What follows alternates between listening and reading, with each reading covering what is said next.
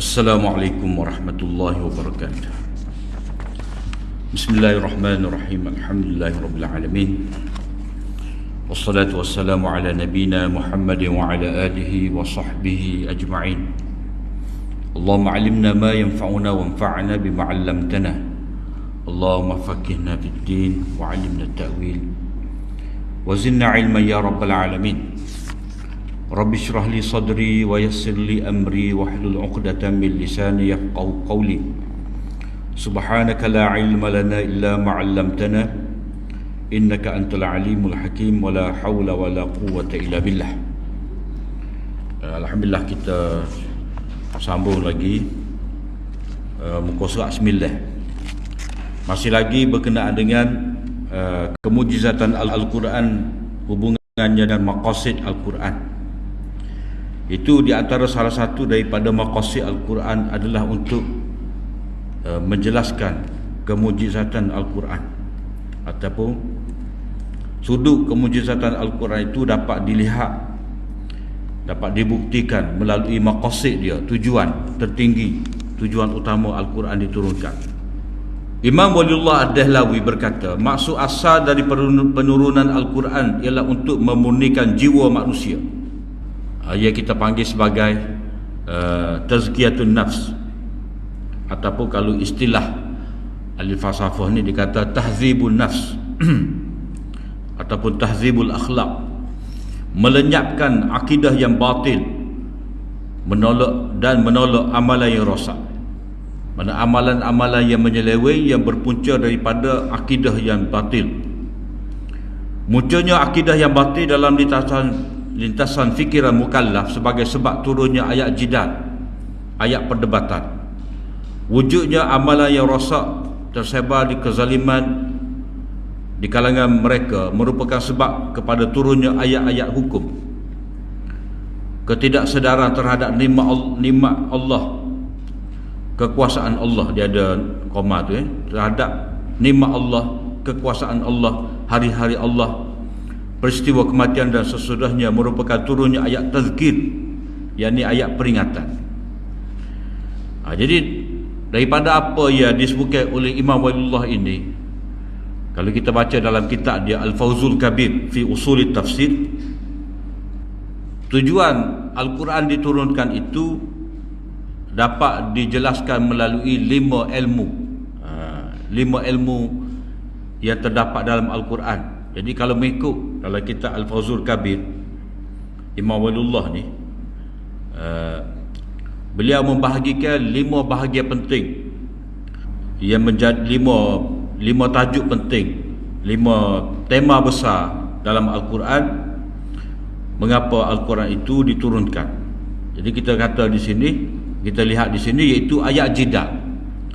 Mana tujuan ayat pertama perdebatan, iaitu macam mana nak meruntuhkan akidah yang salah.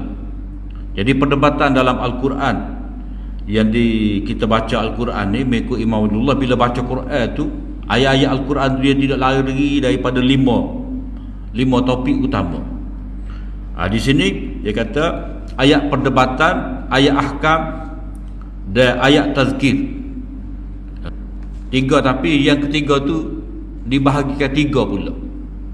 Jadi ayat jidal ataupun ayat mukhasamah, perdebatan dengan, kita baca Quran ni, dia ada 4 golongan yang didebat oleh Al-Quran. Allah Ta'ala mengemukakan syubhat-syubhat mereka, lalu Allah Ta'ala jawab. Jadi golongan pertama musyrikin, yang kedua Yahudi, yang ketiga Nasrani, dan yang keempat golongan munafikin. Jadi segala syubhat mereka, dan syubhat mereka itu mereka jadikan sebagai dalil kepada akidah mereka yang batil. Jadi Al-Quran menjawab satu persatu. Itu maqasid Al-Quran dari segi nak meruntuhkan akidah yang salah. Kemudian Imam Waliullah kata ayat hukum pula. Ayat hukum ni maknanya nak memperbaiki hubungan manusia dengan Allah Ta'ala, dan nak memperbaiki juga hubungan manusia sesama mereka dengan orang lain. Jadi maka adalah ayat-ayat hukum, ayat yang bersabit dengan peraturan beribadat, bersabit dengan Dia panggil tadbir manzil, pengurusan rumah tangga.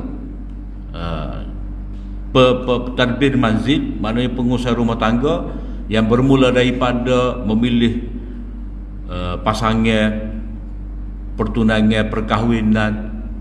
Kemudian kalau berlaku perceraian, dia ada bab siapakah yang boleh menuntut hak penjagaan, hadanah, penyusuan. Itu tadbir manzil dipanggil.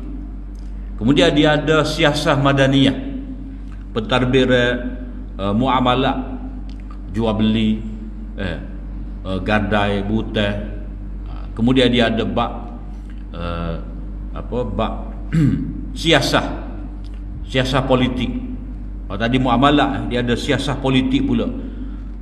Tadilah muamalah mana bab jual beli. Siasah madaniyah ni pentadbiran negara. Hukum terhadap penjenayah, ada hukum hudud, hukum kisos, dan satu lagi tu dia ada hubungan antarabangsa. Hubungan antarabangsa, siasah milliyah, pentadbiran agama. Maknanya satu negara Islam macam mana dia berhubungan negara Islam yang lain, ataupun dia berhubungan dengan negara bukan Islam yang lain. Dari segi ada perjanjian, hukum ketika aman, hukum ketika perang. Jadi itu adanya ayat-ayat ahkam untuk membaiki amalan yang rosak dan untuk mencegah daripada berlaku kezaliman dan untuk menegak keadilan. Kemudian ketidaksedaran terhadap nikmat kekuasaan Allah Ta'ala ni, maka bila orang itu tidak kenal Allah Ta'ala, tidak bersyukur, mereka berluasa melakukan kezaliman, maka diberikan kepada mereka peringatan. Peringatan ni dia ada 3. Yang pertama, at-tazkir bi ala illah, memperingatkan pada manusia tentang kudrat dan nikmat Allah. Kemudian at-tazkir bi ayyamillah, memperingatkan manusia tentang hari-hari Allah. Dan yang ketiga, at-tazkir bil mauti wa ma ba'dah, memperingatkan manusia tentang kehidupan selepas daripada mati. Kematian dan kehidupan selepas daripada mati. At-tazkir bi ala illah, memperingatkan manusia tentang kudrat Allah, tentang nikmat Allah Ta'ala ni. Itu bab yang menerangkan kepada kita sifat-sifat Allah. Sifat-sifat Allah SWT sebagai pencipta. Dia yang memiliki sifat-sifat yang sempurna dan kita perlu kenal dia. Macam ayat di awal surah Iqra bismi rabbikal ladzi khalaq, khalaqal insana min 'alaq tu, itu adalah ayat dipanggil at-tazkir bi ala illah, bi qudratillah. Mana ayat tu Allah Ta'ala memperingatkan kepada manusia bahawa dialah yang mencipta manusia, maka manusia mesti bersyukur kepada dia. Itu dipanggil at-tazkir bi ala illah. Allah Ta'ala menurunkan hujan. Jadi kalau kita belajar dalam tafsir ni, apa-apa ayat yang menyebut ayat-ayat yang menjadi dalil kepada tauhid kepada Allah Ta'ala, kita panggil dalil akli. Dalil akli afaqi, dalil akli anfusi, itu semua adalah ayat-ayat yang bersifat at-tazkir bi ala illah. At-tazkir bi ayat bi ala illah. Kemudian yang kedua tu at-tazkir bi ayyamillah, memperingatkan kepada manusia tentang hari-hari Allah. Maknanya sejarah manusia. Itu dengan maksud yang pertama, memperingatkan manusia akibat daripada mereka tu engkar kufur, iaitu mereka dibinasakan. Dan dalam masa yang sama, orang-orang yang taat kepada Nabi, mereka tu mendapat keselamatan. Itu dipanggil at-tazkir bi ayyamillah. Maka di situ kita boleh bacalah kisah Nabi dengan umat dia. Kita baca dalam surah Hud, ada cerita tentang Nabi dengan umat dia. Kita baca dalam surah Al-A'raf ada. Kita baca dalam surah Syu'ara, cerita dalam surah Qasas, surah Taha. Jadi biasanya ayat-ayat cerita, ayat kisah itu adalah at-tazkir bi ayyamillah, dengan maksud supaya manusia itu mengambil iktibar daripada sejarah. sejarah di mana Allah Ta'ala membinasakan, mencabut manusia dari akar umbi, maknanya keturunan manusia yang engkar tadi sudah lenyap. Dan satu lagi, Allah Ta'ala memberi kemenangan, keselamatan kepada Nabi dan orang-orang yang beriman ikut Nabi. Itu at-tazkir, hari-hari Allah, at-tazkir bi ayyamillah. Kemudian berkenaan dengan peristiwa kematian dan sesudahnya merupakan turunnya ayat tazkir, ayat peringatan, iaitu tazkir bil mauti, memperingatkan kepada manusia dengan kematian. Dengan kematian dan kehidupan dalam kubur, kemudian apa yang berlaku di pada mahsyar, timbangan amalan, menerima surat amal, kemudian lintasan titik sirat, masuk syurga ataupun pergi ke neraka. Itu dipanggil at-tazkir bil maut. Jadi semua ilmu-ilmu ni, pembahagian Imam Waliullah di sini, semua ni nak menunjukkan kepada kita manusia tu perlu membaiki jiwa dia. Yang mana itu adalah tujuan dia untuk memurnikan jiwa manusia, menjadikan manusia itu beriman, bertakwa kepada Allah Subhanahu Wa Taala. Kemudian manusia tidak akan dibenarkan hidup dalam kesyirikan dan kekufuran, kerana tanpa tauhid mereka berada dalam kegelapan kejahilan, taksub, tahyul, khurafat. Tiada sebarang dalil atas kepercayaan mereka. Maknanya Allah Subhanahu Wa Taala nak dengan turunnya Al-Quran ini supaya manusia tu hidup dia berasaskan kepada ilmu. Berasaskan kepada ilmu. Sebab itulah ayat yang pertama tu Iqra, maknanya membaca, supaya manusia tu dalam akidah dia, dalam pegangan dia, dalam pandangan dia tentang kehidupan ni, dalam tingkah laku dia, dalam pentadbiran dia, itu semuanya berasaskan kepada ilmu dengan ada panduan, tidak taksub, tidak fanatik, dan tidak rajman bil ghaib, mana tidak berpendapat ataupun tidak berpegang atas panggil hentam kromo, mana tidak ada dalil, meraba-raba dalam kegelapan. Oleh sebab itu Al-Quran datang menjelaskan akidah yang benar, siapakah Tuhan yang mencipta alam semesta ini. Maka marilah ayat-ayat dalam surah tentang kekuasaan Allah SWT ni, surah Iqra, tentang Allah SWT, sifat dia kul huwallahu ahad, tauhid kepada Allah SWT semua, dan apakah sifat-sifatnya. Kita baca surah di akhir yang masyhur pada kita dah, surah Al-Hasyri, lepas daripada ayat law anzalna hadzal qur'ana ala jabalin la ra'aitahu khashi'an mutasaddian min khasyatillah. Lepas pada itu Allah SWT menyebut satu persatu sifat-sifat dia. Dan seperti mana Allah Ta'ala menyebut sifat-sifat dia tu di awal surah Al-Hadid.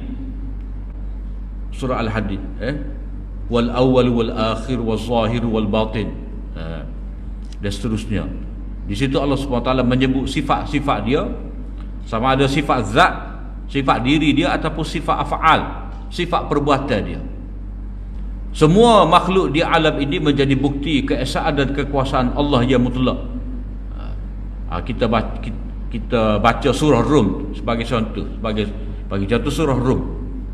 Surah Rum tu begitu banyak dikemukakan kepada kita dalil-dalil kudrat Allah SWT. Dan dalam masa yang sama surah itu mengajar kepada kita supaya berfikir dengan kritis tentang pegangan akidah kita. Sebab itulah fitrah yang Allah SWT cipta dalam diri kita, iaitu sikap kita ni bersedia untuk menerima ajaran tauhid.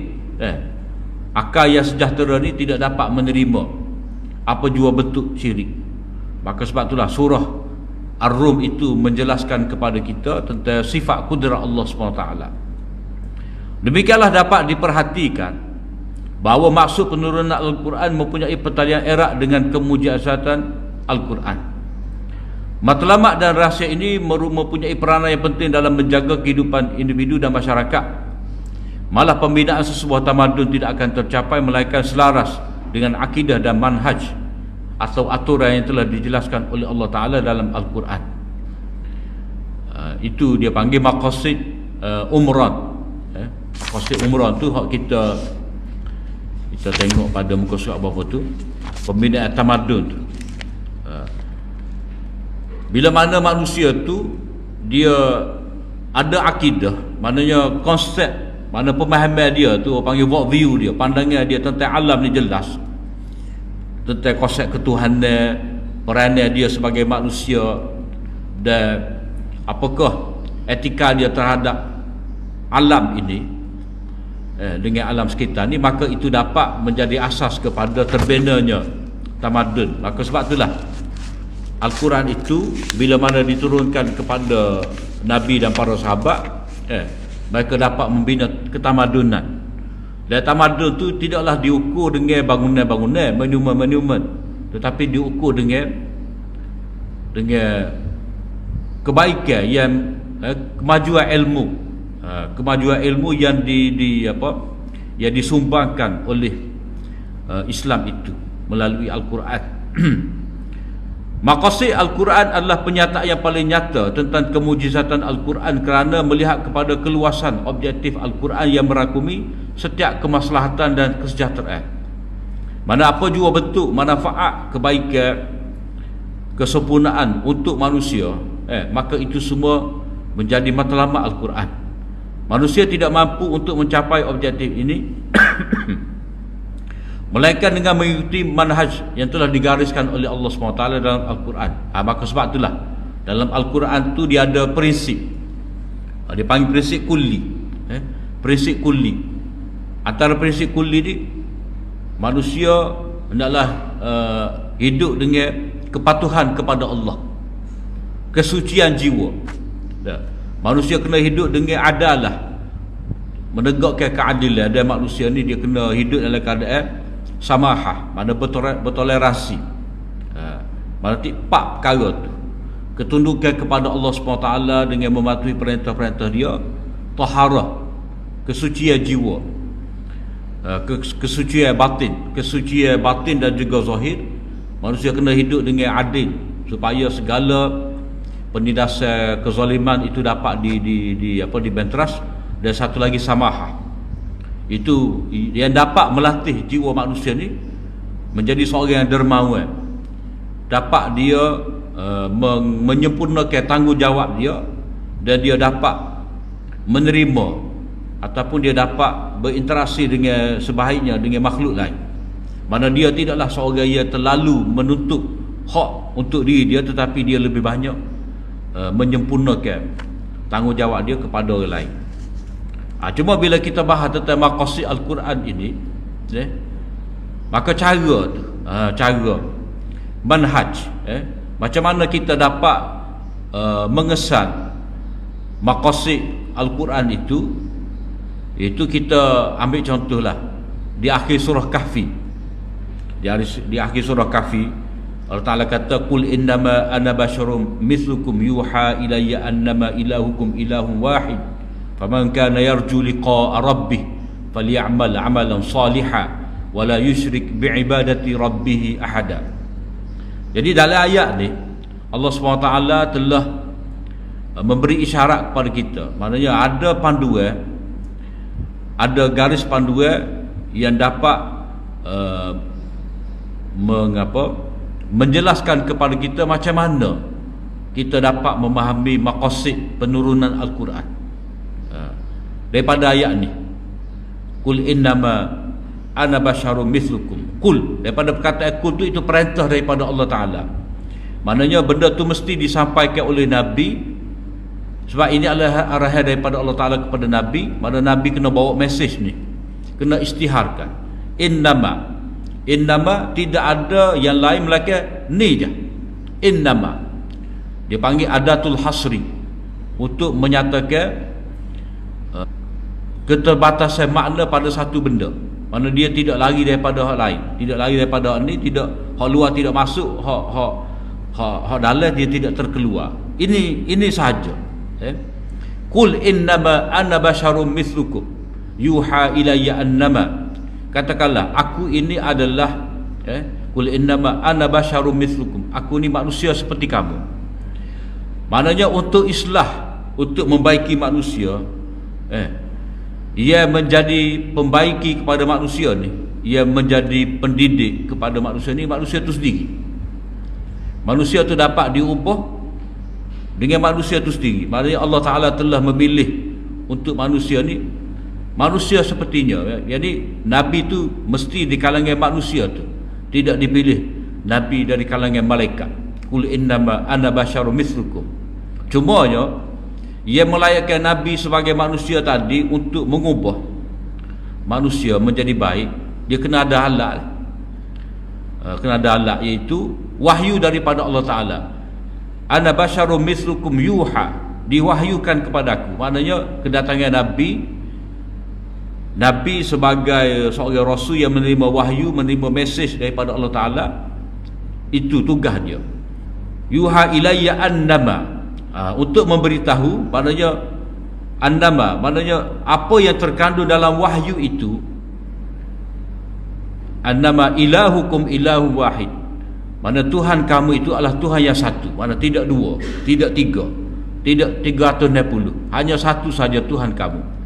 Jadi itu dia pergi kepada maqasid yang tertinggi, iaitu supaya manusia ni kenal Allah. Annama ilahukum ilahu wahid, maknanya arahan kepada Nabi, kul, katakanlah bahawa Tuhan itu satu. Maknanya itu jelas mesej daripada Allah SWT, terutamanya bila kita baca satu surah tu, ayat yang terakhir itu sangat penting kepada kita, sebab itu boleh dianggap sebagai khulasah, intisari, rumusan.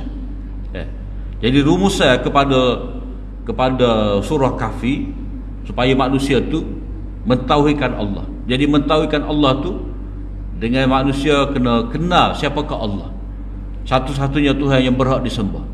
Ilahukum ilahun wahid, qul innama ana basyarum mithlukum yuha ilayya annama ilahukum ilahun wahid.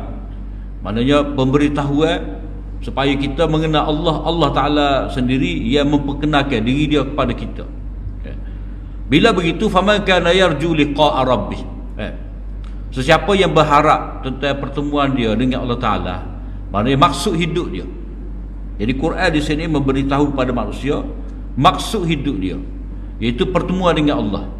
Dan cara nak bertemu dengan Allah Ta'ala, falyamal amalan salihah, adalah dia mengelokkan amal, membaiki amalnya itu supaya menjadi amal yang soleh, amal yang memberi manfaat kepada diri sendiri, dan amal yang dapat memberi manfaat kepada orang lain. Wala yusyrik bi ibadati rabbih ahada, dalam dia beribadat pada Allah SWT, dia tidak boleh mempersekutukan Allah, yakni dia tidak boleh menyamakan Allah dengan mana-mana makhluk. Jadi daripada ayat ni ada beberapa maqasid penurunan Al-Quran yang boleh kita ambil, iaitu yang pertama, bila Allah Ta'ala kata innama ilahukum ilahun wahid, itu maqasid Al-Quran yang tertinggi adalah mengenal Allah. Mengenal Allah, siapakah Allah? Allah itu hanya satu-satunya Tuhan yang berhak disembah.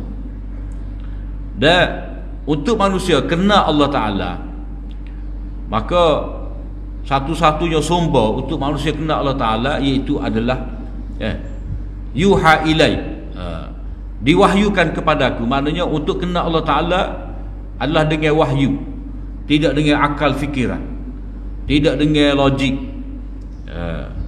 Logik tu yang kedua adalah hak mula-mula sekali wahyu. Cara nak kenal Allah Ta'ala melalui wahyu, tidak dengan meditasi, tidak dengan hujah-hujah falsafah, tetapi dengan wahyu dari Allah Ta'ala. Jadi bila kata wahyu ni, dia ada dua perkara, iaitu apa yang diwahyukan, maknanya konten wahyu, wahyu itu sendiri, dan ia membawa wahyu, ia menerima wahyu, iaitu Nabi. Jadi di situ dia ada maksud, tentang mengenal Allah. Kemudian cara nak mengenal Allah, cara nak mematuhi perintah Allah, kena tahu ini perintah Allah Ta'ala, maka cara untuk mengenal Allah, cara untuk mematuhi perintah Allah Ta'ala dari wahyu. Dan wahyu itu kira-kiranya sebagai satu teori, dan Rasul itu sebagai yang mempraktik. Mana Nabi itulah, kalau kita boleh buat istilah, maknanya Nabi dia menunjukkan kepada kita cara beribadat, maka seolah-olah itu dipanggil ada unsur memudah cara. Maknanya Nabi seolah-olah fasilitator untuk kita. Mana sebab Nabi kata sallu kama ra'aitumuni usalli, semayalah kamu seperti mana aku semaya. Maknanya pada Nabi itu sudah ada dah ditunjukkan cara.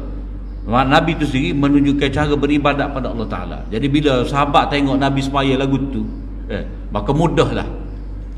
Sahabat nampak mudah nak semaya.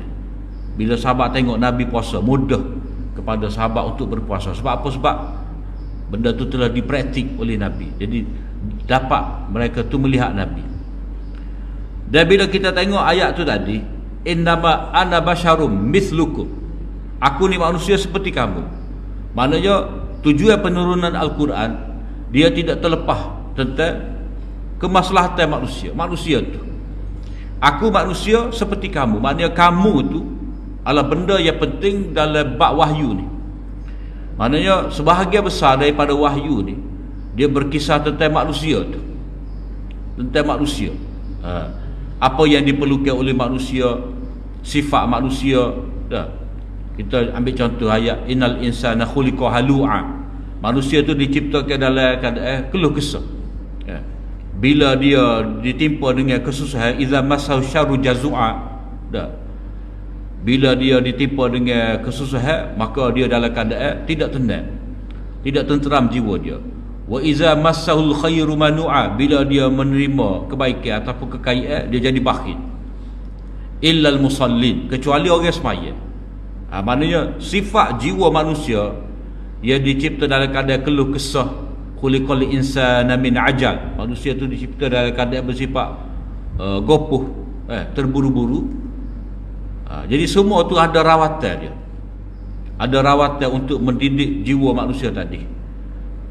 Jadi Al-Quran yang menjadi tema persoalan utama pada Al-Quran adalah manusia dan macam mana nak membaiki manusia, nak meninggikan kedudukan darjat manusia. Itu menunjukkan kepada kita bahawa tentang manusia ni adalah satu persoalan yang sangat penting yang dibahas dalam Al-Quran. Itu contoh kalau kita nak ambil maqasid turunnya Al-Quran kepada kita, dengan kita ambil satu ayat. Ayat yang kita ambil tadi ayat surah Kahfi, ayat yang terakhir, ayat 110. Jadi di situ kesimpulan dia, kita mengenal Allah, kemudian wahyu, yakni alat untuk kita mengenal Allah, dan tentang manusia, tentang diri kita yang wajib mengenal Allah.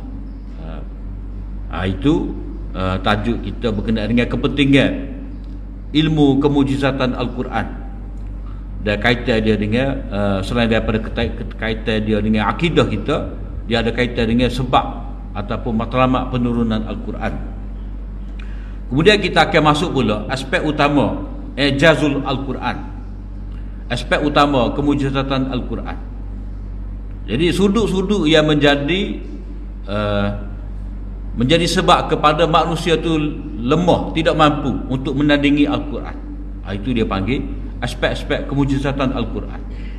Cuma dalam bab ni dia ada satu teori dipanggil teori sirfah.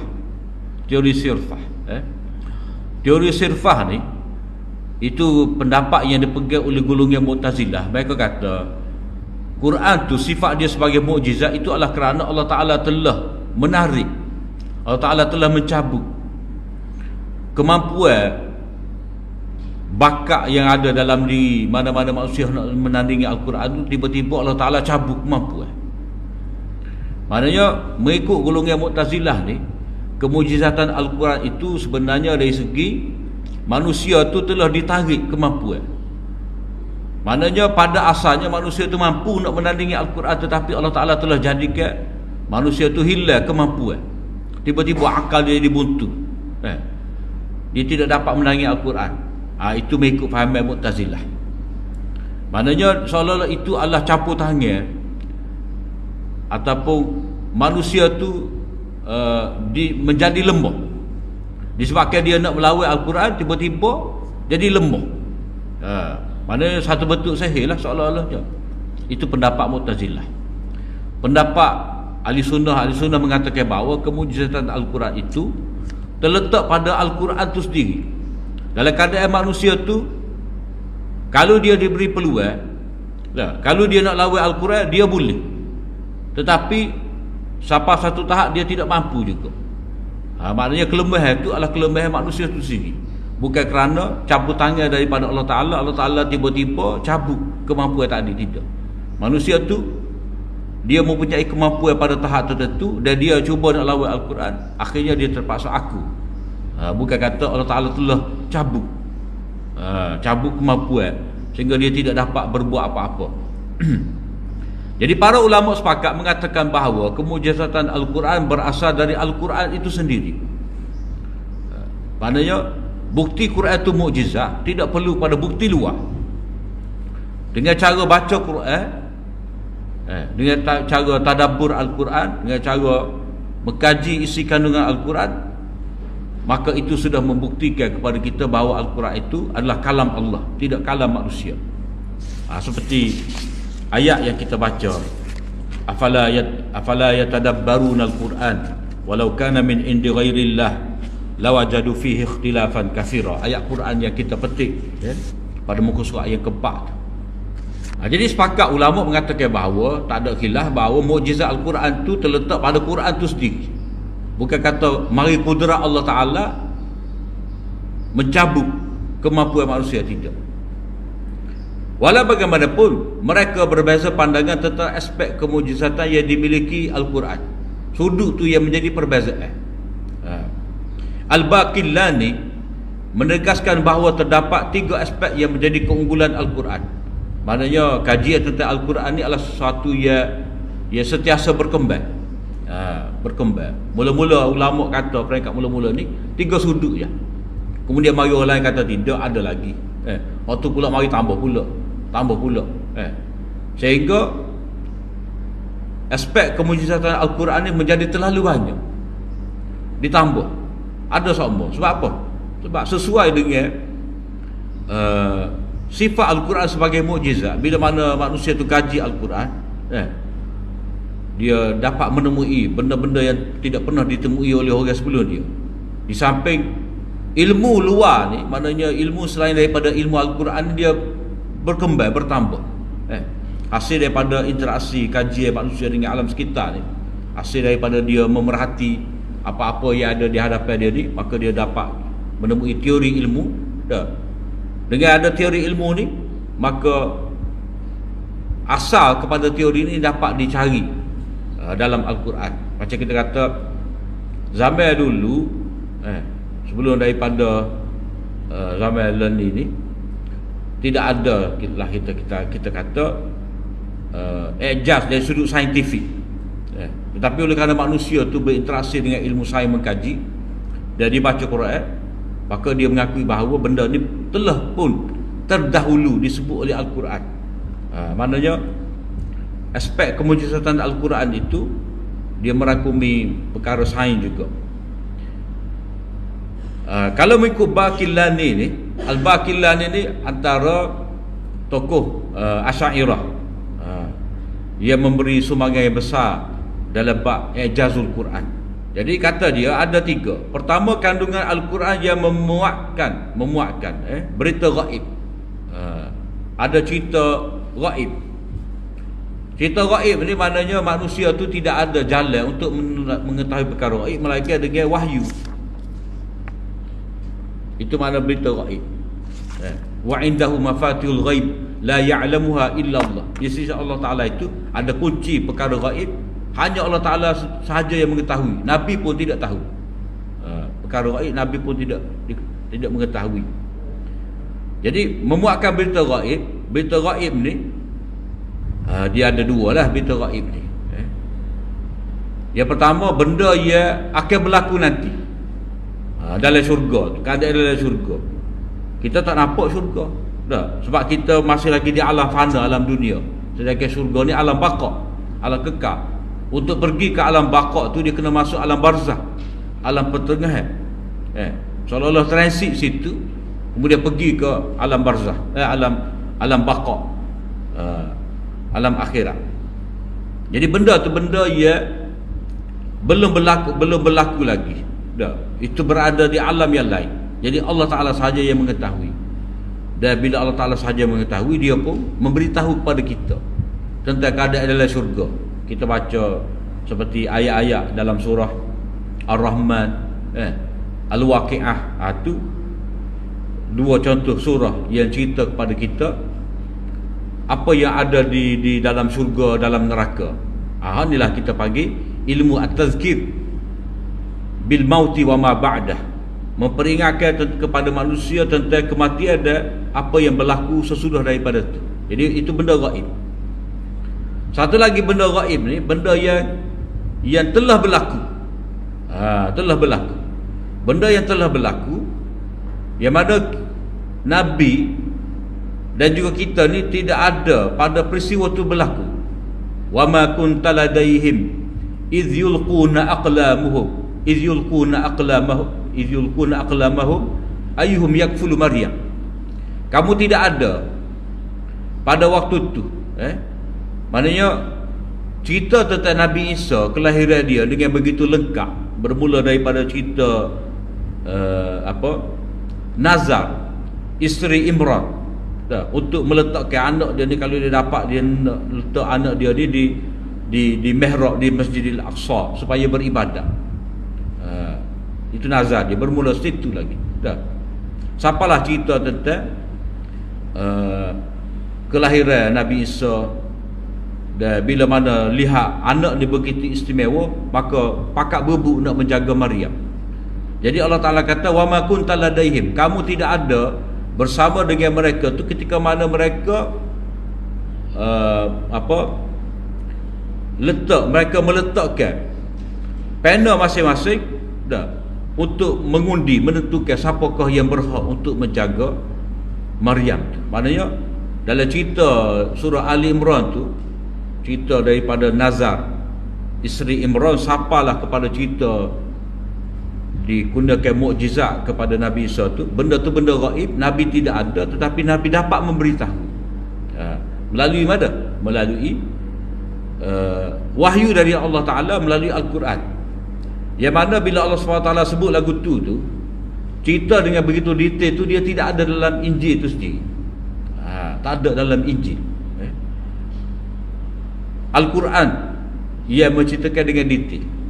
Itu cara Allah Ta'ala menceritakan cerita keluarga Imran, Alu Imran. Sebab itulah dipanggil surah tu Alu Imran. Cerita yang terdapat dalam surah Ali Imran tu begitu detail yang tidak ada pada Injil. Taurat tu memang tak ada lah. Sebab Taurat Nabi Musa, pada cerita Nabi Isa. Tidak ada kemampuan dan ruang bagi manusia untuk menjangkauinya. Manusia tak ada alat nak terapung alam gaib ni, tak ada. Di antara contoh ayat yang menyaksikan berita gaib adalah kemenangan agama Islam atas agama lain.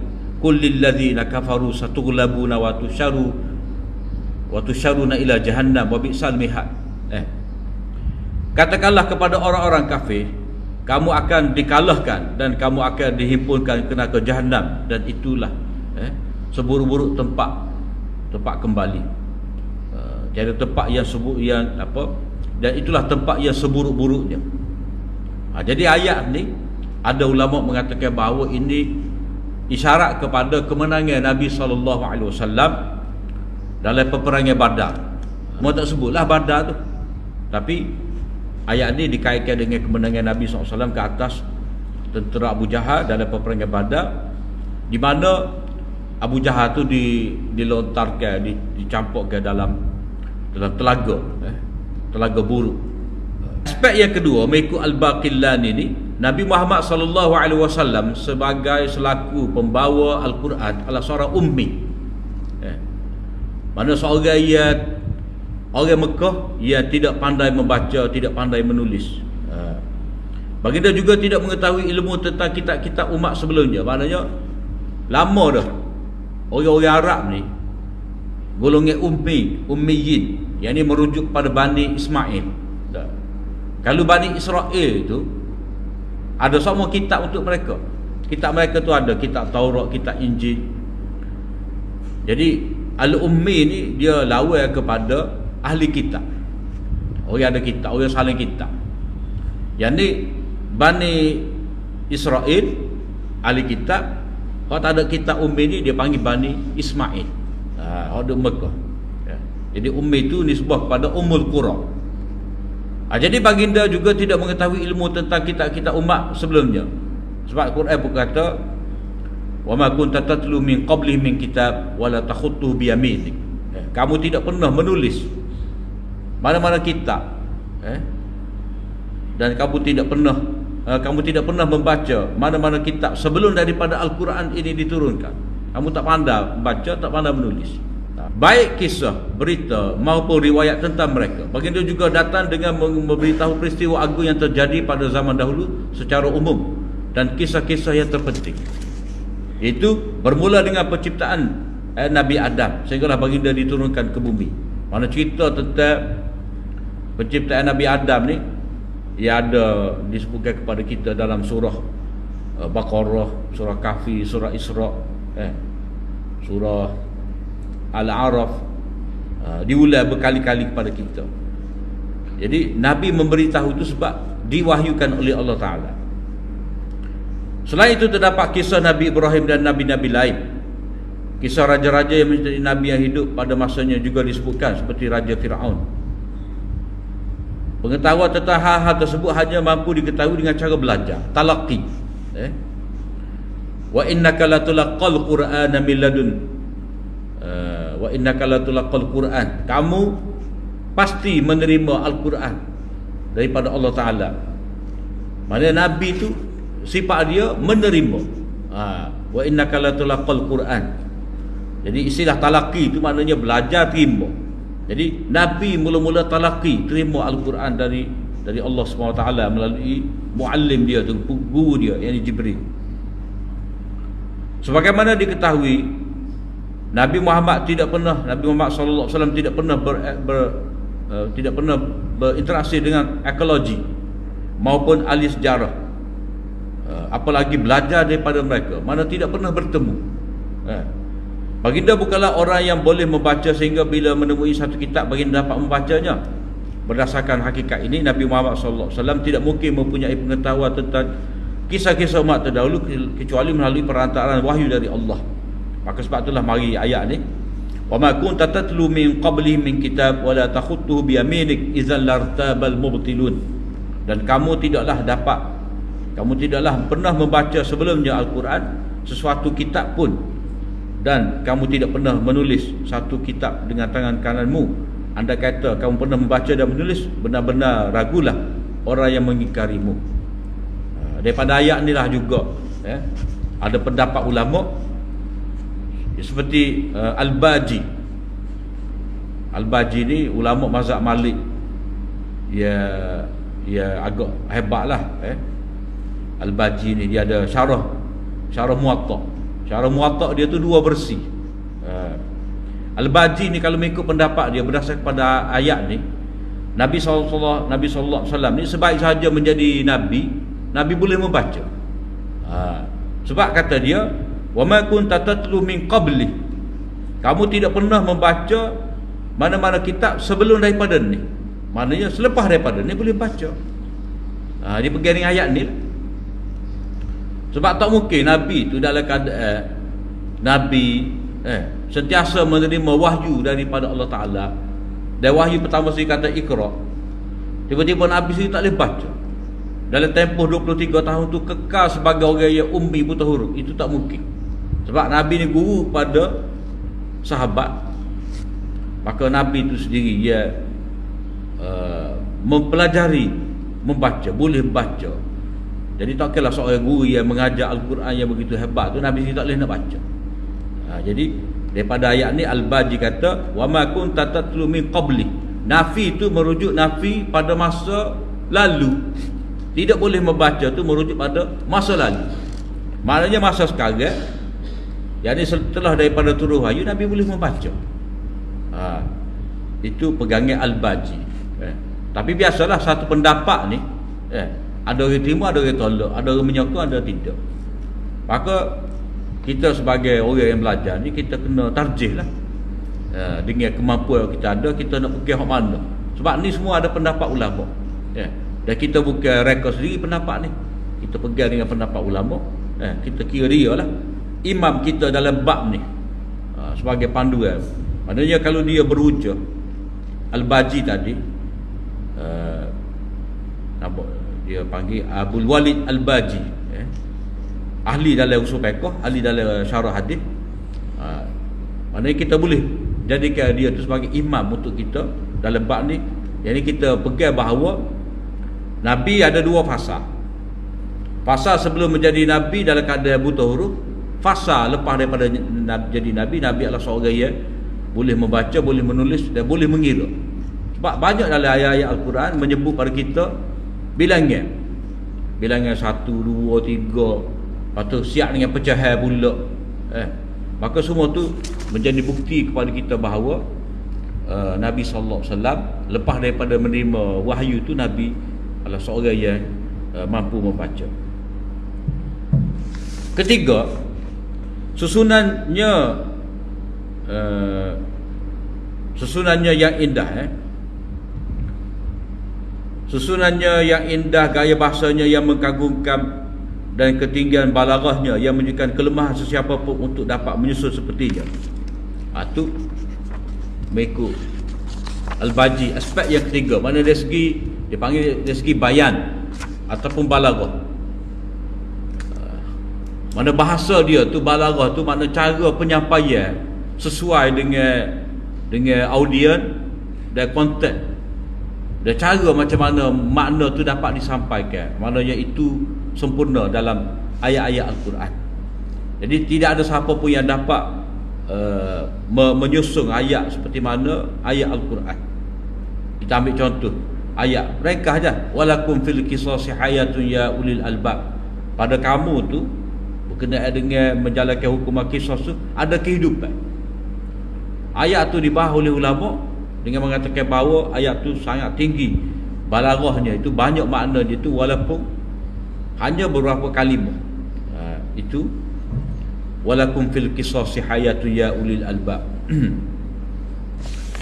Kemudian kursus akhir tu insya-Allah kita sambung esoklah.